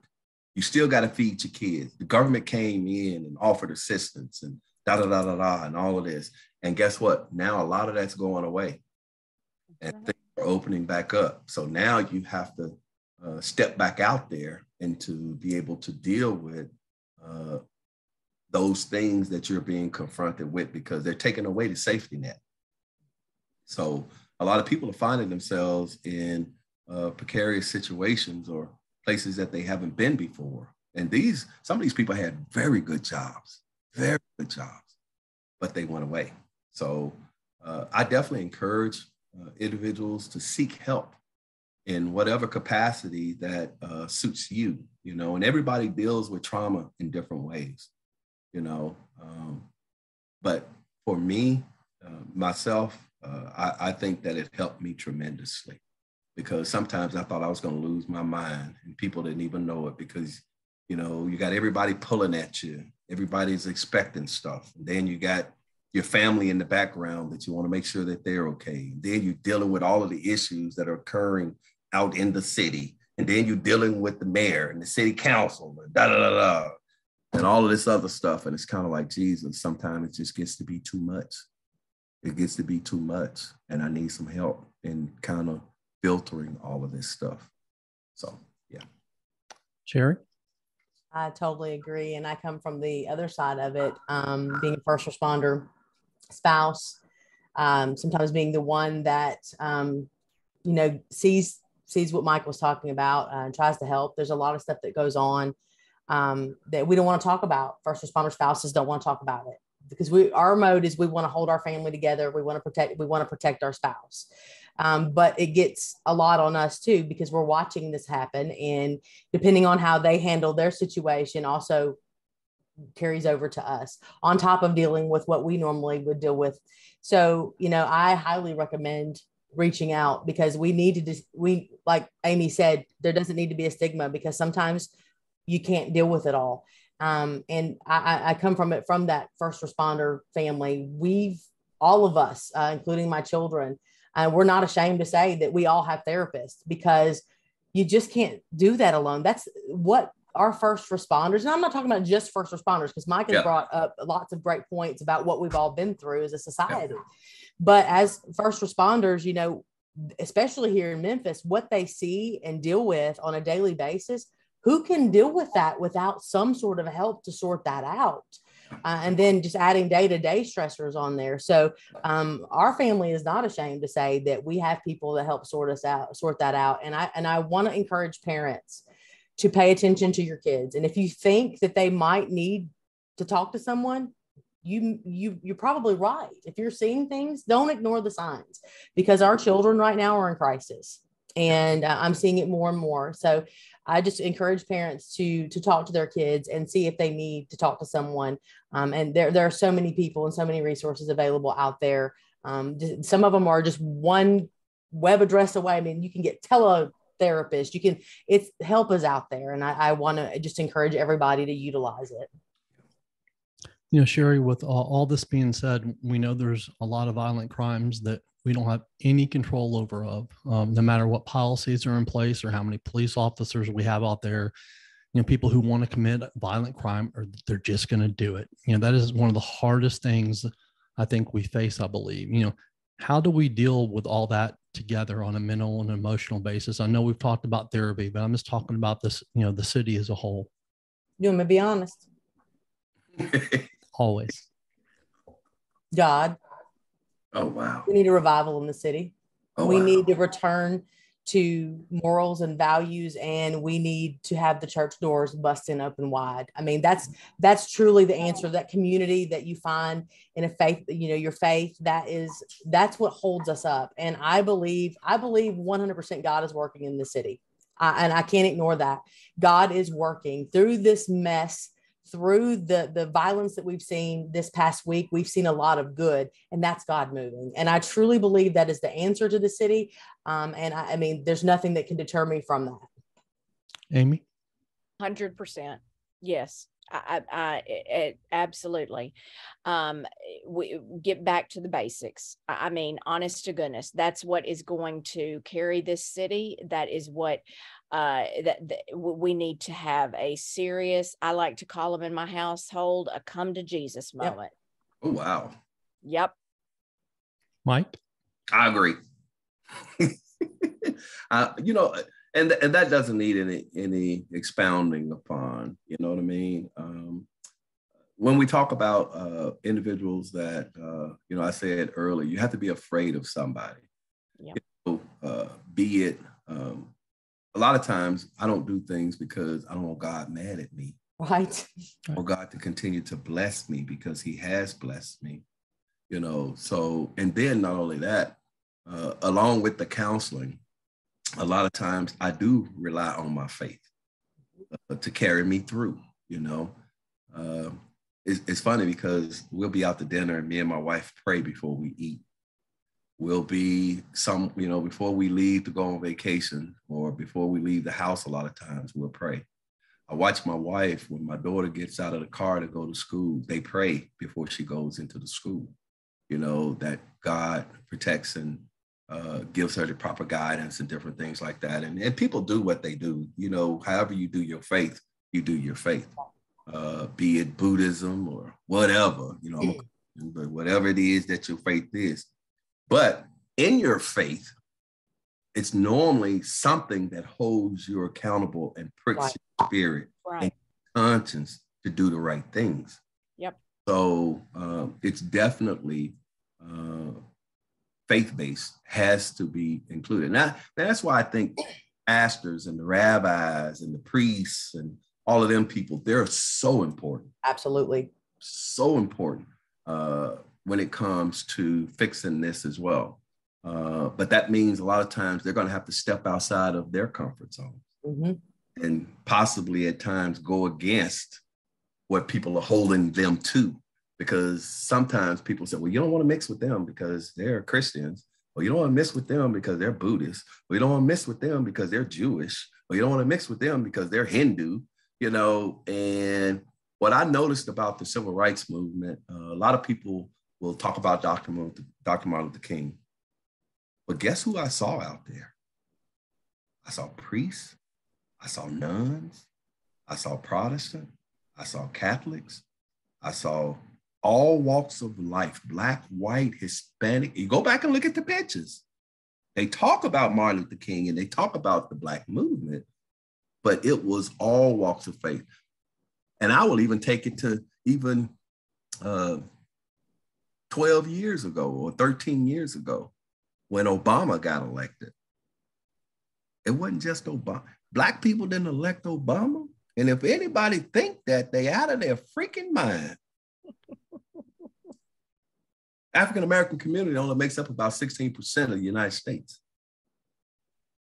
It was individuals that believed that that man had the ability to do some good things and to turn this country around. Now, whether you believe he did or he didn't, that's okay. I ain't gonna go there. But I'm just saying that people stepped out on faith, stepped away from their parties, away from what they were grounded in because they saw somebody that they felt had the ability to do some things that was going to benefit everybody. And that's where we got to be, and that's what we got to do now, period.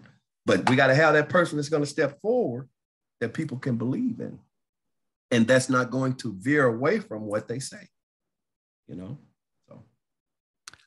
You know, we're going to be having this podcast, Let's Make a Better Memphis, every 2 weeks. And we're going to be bringing on leaders and people in the community who are making a difference in Memphis. And we're really excited about that. And if you know of anyone that you feel will be, a great guest or someone to have come on, please, get in contact with us and share that with us. And, Memphis is not helpless in the face of rising rates of shootings and killings, and city leaders and community leaders can avoid polarizing political debates and promote peace and safety in their communities.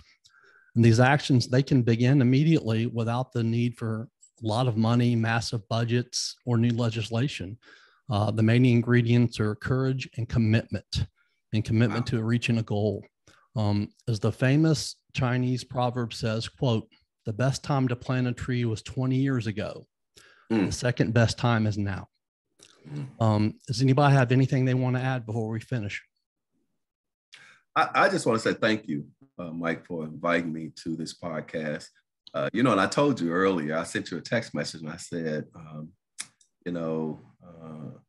I just want to let you know right now that you had some wonderful questions that I think allowed us the ability to delve into the current situation in the city of Memphis and Shelby County and just across the country, actually, because a lot of this applies to other places because it's not just Memphis. Right. But we're dealing with Memphis directly. And I appreciate you, Doc. I appreciate you for taking the time to put something like this together. I hope individuals watch it. I hope some of the city leaders watch it. I hope they tap in.